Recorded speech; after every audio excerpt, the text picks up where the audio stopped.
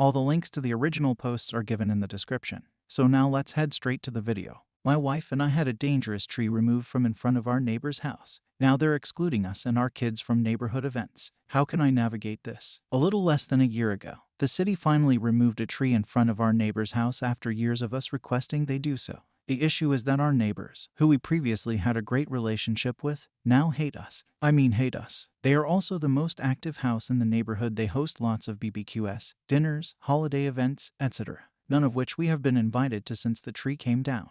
This sucks for us, but much more so for our 7-year-old daughter, who used to play with their daughter all the time and who has been very sad to miss out. We ran into them on a walk recently, and our daughter asked if their backyard pumpkin carving was happening soon. Neighbor wife told her she wasn't sure, which is a lie and one that our daughter will certainly find out about, since we can see directly into their backyard from ours. My wife and I went over yesterday and tried to talk it out. We said that we're sorry the tree had to go, but it was for the safety of our family, property, and we'd like to find a way to be cordial again for the kids. We offered to pick out a new tree with them and plant it, which would be a safe way to fill the space, make a cool memory, and could be a nice restart as a tree planted during our kids' childhoods. They declined, and basically told us that we're welcome to do whatever we want, but that they don't care to be a part of it and that they're sad to have said goodbye to our daughter, but that they are not interested in a relationship with us, so we should not expect to be invited to anything they host. My wife cried all night and doesn't know how to explain to our daughter that all of the other kids in the neighborhood get to participate while they don't.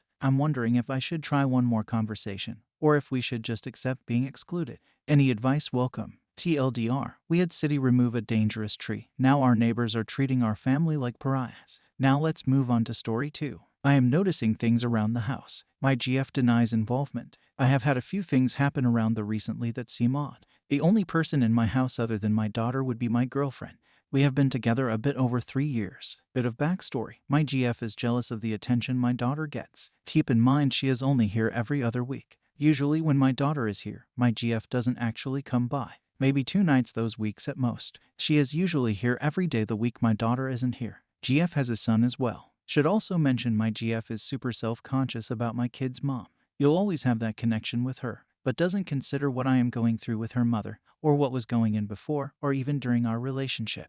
Doesn't consider the same thing could be said about her kid's father. Also that all my ex is in her own long-term relationship. First thing that happened was a Lego set I got for my daughter just disappeared. We didn't get to it right away, but I put it up in her room in the bag we got from the store. Go to get 2 weeks after it was acquired and it's gone.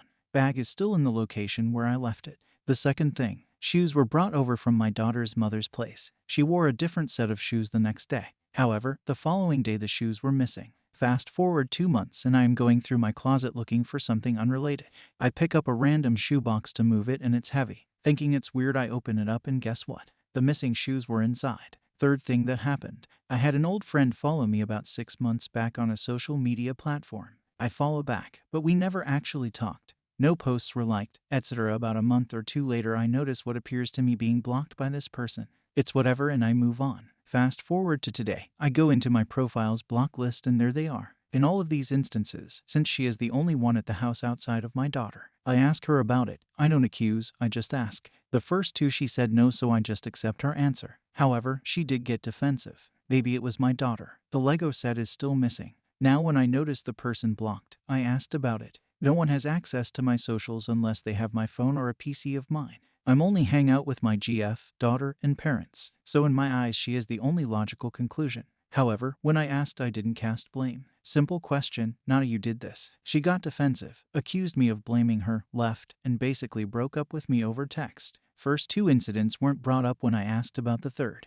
As mentioned, no one is at my house other than these 2, not even my parents. Either my daughter lost the set and didn't tell me the truth and put her shoes in the shoes box in my closet, which wouldn't be behavior experienced before. And the block is just something random. Someone has come into my house and moved these things. The block is something random.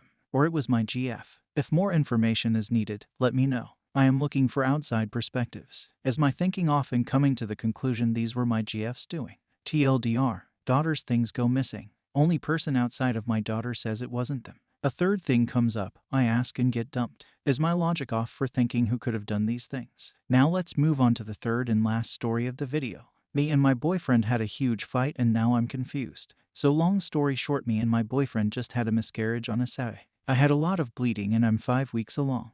We both spent the day in the hospital, then they released me and said I should come back Monday morning to get retested to make sure it was a miscarriage and not ectopic. My HCG levels were lower than before. Monday came around and found out the hospital's doctor's office won't take my insurance unless I'm still pregnant and could not get retested also because I possibly miscarried. I called the reproductive center and they couldn't test me because I was pregnant. I called my doctor's office and they had no available appointments till November 6th to get me in and send lab work to get me tested. I was hysterical, crying, scared, and alone because I'm in limbo whether I'm still pregnant, have an ectopic pregnancy, or had a miscarriage. I wished my boyfriend would have taken off work early to be with me through this difficult time, but he said I was bullying him and left the room. He mentioned he wasn't going to leave work unless it was an emergency. I asked what's an emergency to him and he replied if I was having a baby. Literally that was it. Am I wrong for wishing he would have came home? What would other women do in my shoes? Guys, would you have left work to go home to comfort her? Edit. We've been together almost a year. He's able to take off work whenever he needs. I wasn't yelling or name-calling or anything of the sorts, although I was badgering him why. And as for a huge fight, I should have put being ignored or lack of comfort, but when I stand up for myself, it's a fight or bullying him because I'm not on his side. Sorry for the confusion. If you like the story, hit the like and don't forget to subscribe the channel, and thanks for watching.